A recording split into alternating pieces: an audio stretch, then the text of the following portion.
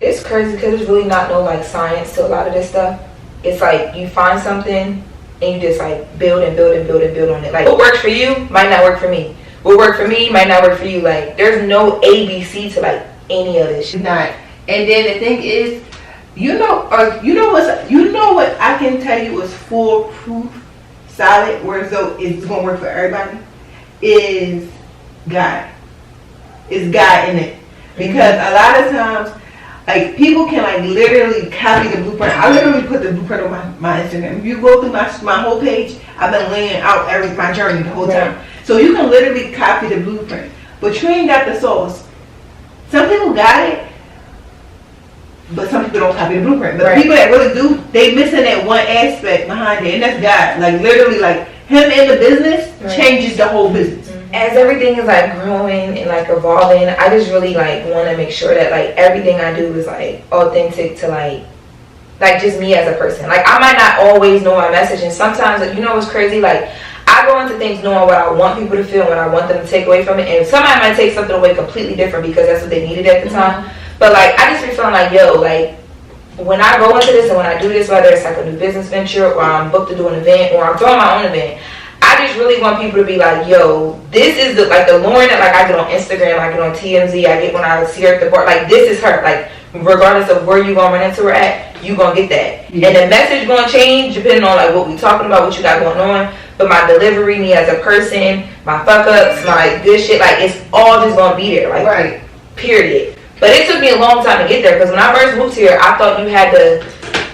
It just was like, and I even thought, I was told. I remember meeting with an agent and him telling me if you don't wear your hair black all the time, they won't book you. You have to correct this and say that. Like, you know how many people told me like, yo, you become a flight attendant, it won't make sense for you. You supposed to be like in acting classes right now. You supposed to be in improv classes right now. I couldn't afford none of that. I didn't have a job. I needed a job. I feel like that's why I feel like everything in your life is like molding you to become who you are. If you look at it like that. Like when I started, I was a fucking hairstylist.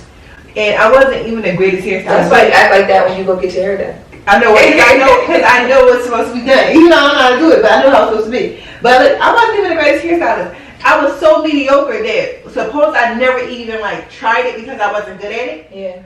I would have never even started this. Right.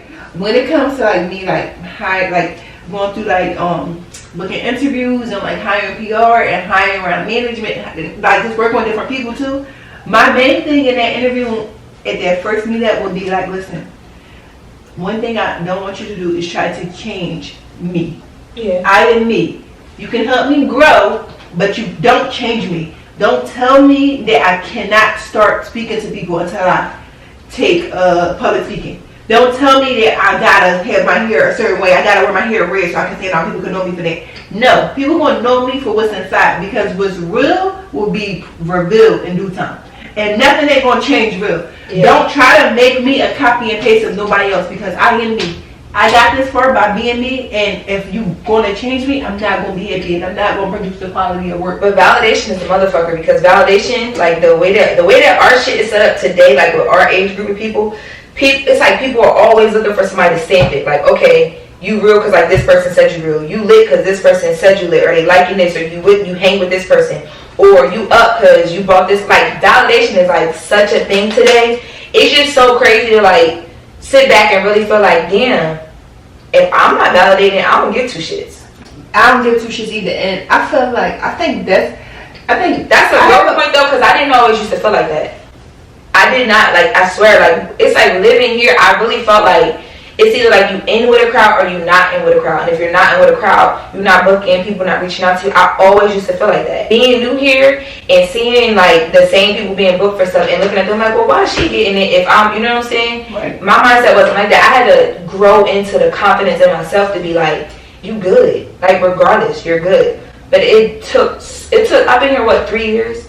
Like I'm a whole different person like than what I was when I first came here. But that was like some self-reflection, self-validation. I had to figure that out about myself. Yeah, but you know what? I think that's make your story even better. You know what I mean? Because that's how many people have to go through that, what you had to go through. You know what I mean? So they can relate to you, and then they're gonna appreciate you more because now you free. Yeah. Being yourself is the ultimate freedom.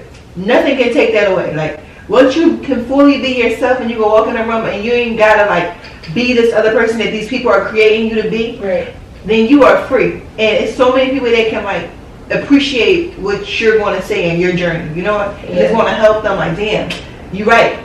Just because I'm a singer, I don't have to have blue hair to stand out. Like, I can literally change my hair and be who I want to be. I mean, blue hair is dope, it's cool, but I'm sure people don't want to have that hair every time. right. But when they build it up, it's like that management telling them, you gotta have this image. This It's like a builder Barbie. Yeah, like, but it's like copy and paste. Yeah. Not even just in Hollywood. I feel like, even like in Philly. But I'm just saying that, like, just because, like, when I moved here, trying to break Hollywood was like my mission. And it was this is the idea of what a black girl in Hollywood looks like right now. If you don't fit into that, they're not going to book you. And I believe, for a long time, I was trying to figure out, well, how do I go from me to that person? Because that ain't me. But I got to a point where I was like, I was so tired and worn. I was running a race that was never going to end. I started doing what was best for me, working jobs that didn't make sense. And all them jobs, and people was like, why are you taking these jobs? That's what led me to TMZ.